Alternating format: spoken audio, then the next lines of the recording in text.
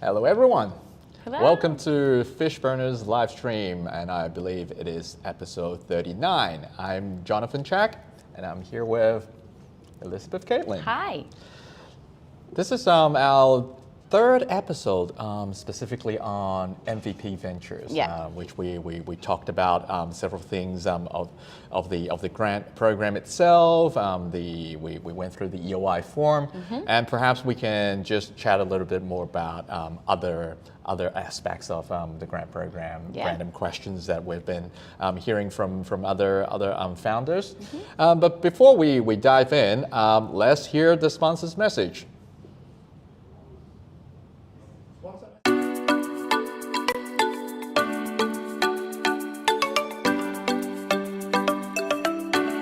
All the people that are watching online. I believe we have people from England, Israel, the US. Okay, my name's Alex. I'm the founder of Trim. First-hand dramatic impact of climate change. We will send a read-only copy. Please jump on here, send us.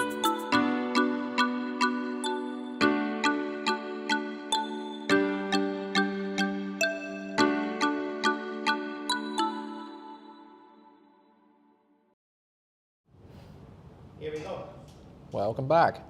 So, what should we talk about today, Liz? Well, Jonathan, we were thinking that we would talk about aspects of the grant, such as should you bother applying?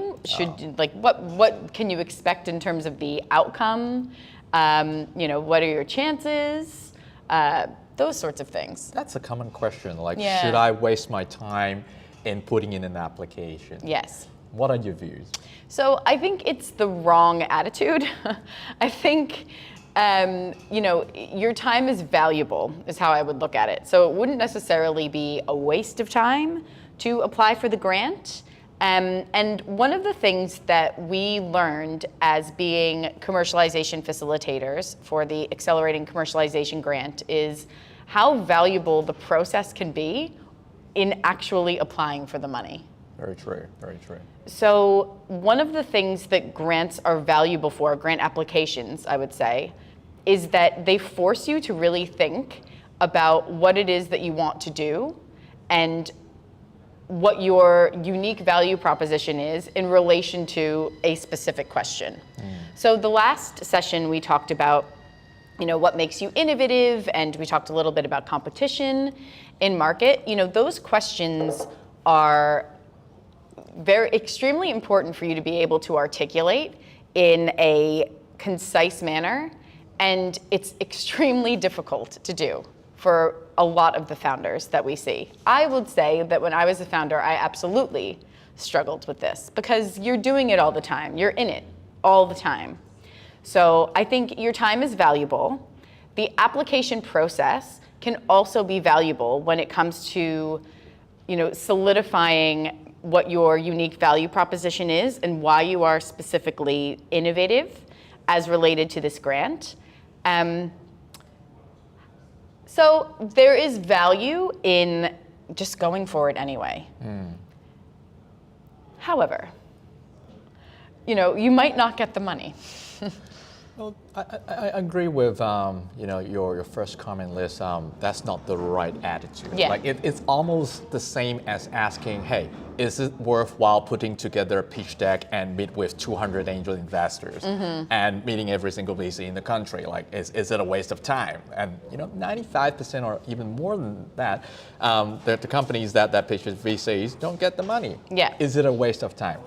That's why I do agree. That's probably not the best attitude to approach it. Yeah. But rather the first time you talk to an angel investor, you put together a pitch deck, you learn through that process, you learn something. Oh, they're asking that question, I didn't cover it. Yeah. Okay, maybe I can do better next time. Then you go to the next investor, you talk to them, and you iterate and you iterate until a point where now there are parts of the business that I actually have to work on. Yeah. And it'll take 3 months. Yeah. So we know we're going to take 3 months doing that before I go back out to the market and start approaching other investors, so on and so forth. And to Liz's point, a lot of the grant applications actually forces you to think about certain questions that, ultimately investors are going to ask you that kind of same question anyway.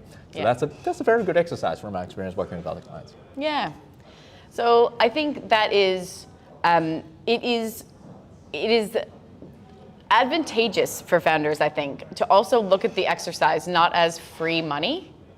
I think grant, when you hear the word grant, that can be something that people get excited about because they think, oh, great, it's kind of free money. Nothing in business is free. Every single thing in business has a cost, whether or not that's time or your energy or whatever that might be.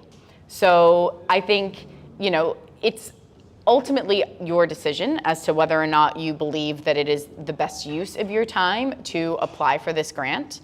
But first and foremost, read the guidelines to see if you're eligible. Because that really then determines whether or not you think, okay, well, if I am in these new priority areas that the government now is focused on, and one of them being digital products and software, my assumption is that most of our audience in Fishburners are going to fit within that category. Yeah. Totally. Yeah. Totally. And that raises another common question that I get is if you are unsuccessful in your application, can you reapply? Yeah. It's exactly the same as you pitch to this particular investor and they don't invest. Can you pitch another investor? Of course you can. Yes. Right? But what would you do? Would you do the same pitch with the same information? Perhaps not. You might do an iteration of it. And specifically with the MVP Ventures Grant, in the guidelines they said you can reapply. But with significant new information, perhaps you did not provide enough information about your competition. Maybe you should name your competition and really dissect into how you're approaching the problem differently and how your technical characteristics can solve the problem differently, giving you a competitive advantage. Say. So the process is actually similar, but not so similar. And perhaps that's one of the confusion, in the market. Government grant is there, I put in a form and I get a yes or no. And if it's a no, I'm furious. Yeah. And I think too, it's worth mentioning, and I don't know if we've done this before in this forum, but there are all types of grants. So there are government grants. There's also charitable foundations. So government grants have very specific requirements, we find. And it is really important to look at the guidelines, make sure that you are answering the question exactly. And that is not easy to do. So if you get knocked back, I would say don't be discouraged. It is an exercise and an opportunity for you to get feedback from the government, which my understanding is they will give to you. They would. Yes. So they will give you feedback as to why you are not successful, and then you can incorporate that, and hopefully that process will be a lot more streamlined. You've done a lot of the work already. Hopefully you would have already thought about what project you will be undertaking with the money that you'll be receiving. So, it is yes, I would say very similar to that idea around investors and pitching to them. And also, Jonathan, a very common exercise that a lot of successful founders that raise capital will do is when they get a no, they will say to an investor, is it okay if I put you on my investor update mailing list? And then you put their email on the mailing list, and then, once a month, once a fortnight, however often you do it, you send out an email with all the amazing stuff that you're doing all the time. I'm not saying the government will do that for you, because they absolutely probably wouldn't care if you're not, putting it toward the guidelines. But the point is that, there is a measure of that you have to keep going. Regardless. Yes. Yeah. Don't get discouraged. Like a lot of advice out there in the marketplace is, if you get a no from an investor, it's 9 times out of 10 is not your problem, or it's not your business problem. It doesn't mean that you don't have a good business or whatever it is. It's just not a good fit for a particular investment thesis. And as Liz has mentioned, all grants have their own objectives, have their own KPIs and things that they're looking for. We can consider that different investment thesis, and that's just the way it is. But don't get discouraged.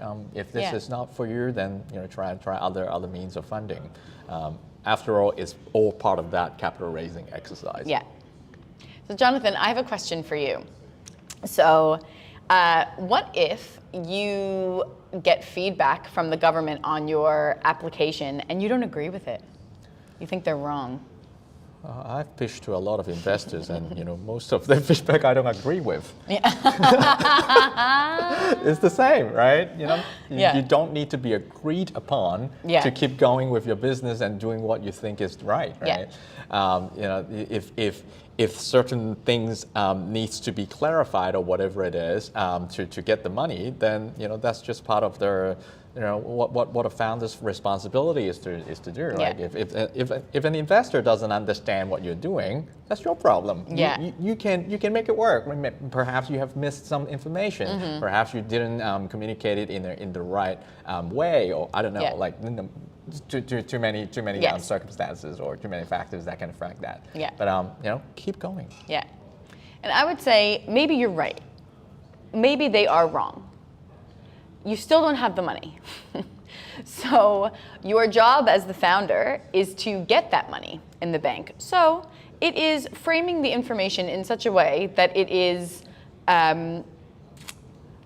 best suited to the guidelines of the grant that you are applying for, even if you don't agree. And we never say to lie, ever. That is, you never are not truthful on your application. There is a way of telling your story that will match the guidelines that the grant is looking for. So for example is innovation, right? So they are very, very focused on whether or not your idea is innovative. And so there are a lot of ways to tell that story. If you have dozens of competitors in the market, we talked about this last week as well, like how are you going to, and they come back and they say you're not innovative enough. Well, then how are you going to tell that story so that the innovation that you have created comes through in order for you to be able to get that money in the bank? Because that's your ultimate goal. Yeah, so I always use the mom's test. Yeah. I pitched to my wife, I pitched to my mom, just to see, get a different perspective, and because they know me so well, sometimes they know my blind spot. Ah, yeah. Because some things could be very obvious to me, and I tend to do that a lot. I just assume that the other person knows what I'm talking about, but I might have 20 years experience in that field. And usually founders is in that kind of category. Very true. You guys are the expert, you have a lot of domain knowledge, and because you have been in the weeds for so long, naturally you expect everyone else around you to know, what the topic is about, having a third perspective or just a friend who's non-related or whoever, just to chat it through. If they can understand it, then there's room for improvement. Yes, yeah. It's really difficult to clearly articulate what it is that you do and who do you do it for in a very succinct way. So it is about practice. Totally. Yes. Totally. Another question that I get a lot is, why do we need match funding to get a grant? Ooh, great. What are your views on that? Okay, so my views on that are different to what the government's views are on match funding. So the reason why the government requires match funding, I believe, is because they want to as well de-risk their investment. So in a perfect world, investors would love for founders probably to put their own money in because it is about having skin in the game, and generally for bootstrap founders especially, that's more of your time. You're probably, you might have quit your job or you're doing a little bit of consulting on the side, so you're not pulling in a salary. But from the government's perspective, they want to de-risk their investment in you by getting additional capital through the door so that your business doesn't fall over and that it doesn't close down a week after they give you this money. Because that's not good publicity if it gets into the press. Totally, yeah. And I think, to be fair, with government grants, they are taxpayers' money. So correct. The LPs behind the program is 25 million people, right? Correct. Compared to a VC firm that might only have 50, 200 LPs, and with an angel investors, it's probably just that person their partner, their family, or whatever, right? So the responsibility is very different. I think it's fair that they have a different decision-making process. Yeah, but match funding it's a good way to gauge commitment. Correct. Like any investor, or when I'm looking at deals, like if that person has never put in any of his money in there, I would question otherwise. Yeah. And one of the questions I asked, I used to gauge commitment is, okay, how much money do you actually need? Oh, I need $80,000, let's say, for example, right? If you can get a personal loan, would you do it? Yeah. If you are not prepared to take the risk to do it yourself, how can you expect an external investor, whether it's from whatever source, to believe in you? Yeah. So the match funding component, I think, serves that function. Yeah. I think that's very reasonable. My personal views on match funding. That's the interesting part. If anyone in the grant world is watching, that's like in the government, is that one of the things that you cannot do when it comes to match funding for your project that you will be applying for when it comes to MVP Ventures is use retroactive investment. So you will need to have cash that you will now put towards this new project that MVP Ventures will then match. I think that puts many founders that are at an economic disadvantage anyway, further economically disadvantaged, because maybe they've made that investment already in their business, but they cannot count that toward matched funding. So that's something to consider when it comes to applying for this grant in particular. You need cash in the bank that you can demonstrate you have in order for you to be eligible to continue that application process. So you might have spent, and we have all seen this, hundreds of thousands of dollars potentially on an MVP that just didn't do what it was supposed to do. Maybe you were inexperienced, maybe you hired the wrong people. It happens literally all the time. It's a very expensive mistake, because now that you kind of know what you're doing and you're ready for the money, you need to find more money, because you can't go back and say, well, I spent 150 grand on this MVP, but now we know what we're doing. Yeah. So my personal views are that if people could prove that there is some kind of retroactive,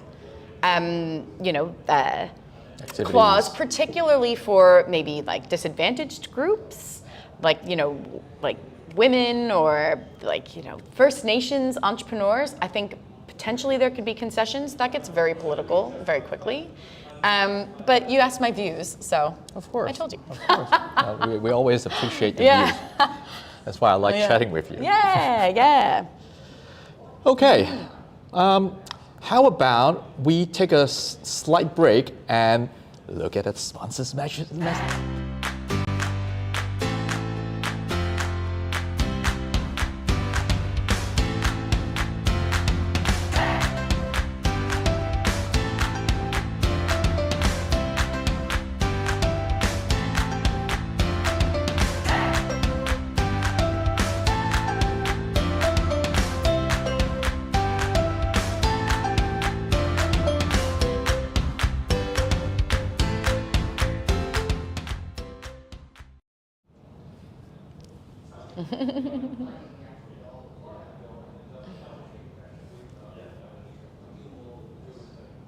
Are we back? Hello. Welcome back.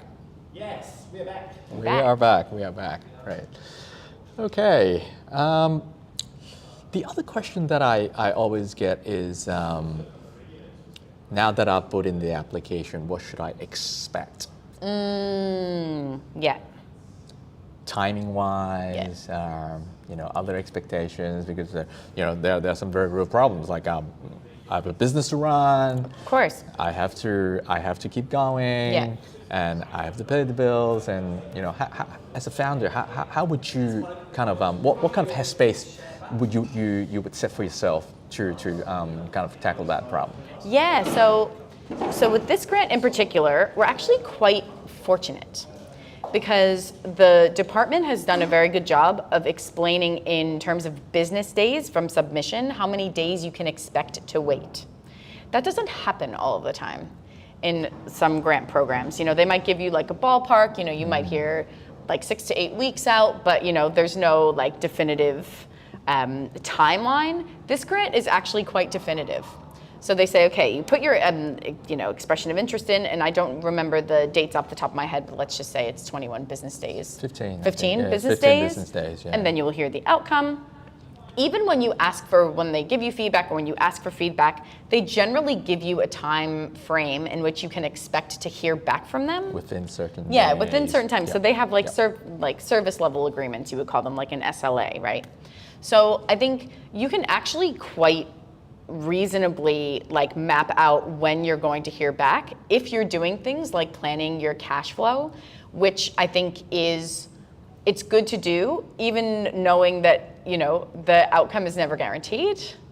And so I think there's a pretty definitive timeline that you can sort of map out the expectation. So we recommend that you just get it in as soon as you think you're ready to submit a strong application. And because it is an EOI process, like what I usually recommend my clients to do is put in the EOI because they're going to do the innovation test anyway. And until you get invited to a detailed application, you don't really have to think about the timeline or the project. Yeah. Not at that time. When you get invited, then that's something you should worry about, you know, as a next stage. But usually a client, you know, bombard us with questions. Oh, what if that? What if that? What if I run out of money? But I have to build this. And yeah, so unfortunately, that's the process. And in reality, even if you go to, you know, meet an angel investor or a VC, they give you a term sheet and they want to wire you the money. And for whatever banking reason, you know, my money is stuck in Hong Kong. Yeah. Happens all the time. Yeah. Happens all the time. So as founders, we just have to live with that, I guess. Yeah. Unfortunately. Leading into that, the detailed application, that's something I'm working on with a client at the moment. Perhaps next week we can have a deep dive into the detailed application. You know, it's focused a lot more on the commerciality of it, whereas as the EOI is more innovation assessment. But the second part is your commerciality, the market size, you know, the market problem, distribution strategies, and also the actual project. Because after all, the grant is to fund a project, but not really a business. You got to demonstrate, you know, from a particular technology readiness level to the next. What activities are being carried out, how you're going to carry out those, and whether you have the right resources from a deliverability point of view. So we'll dive in more into that next week. Yeah. And perhaps we can wrap up today. Yeah. Great. And link in the description. don't forget, link in the if you have any further questions that, you know, in particular that you want answered, don't be shy. Put it in the comments. Please. And go to the link down there for our sponsors. Thank you so much. See you next week.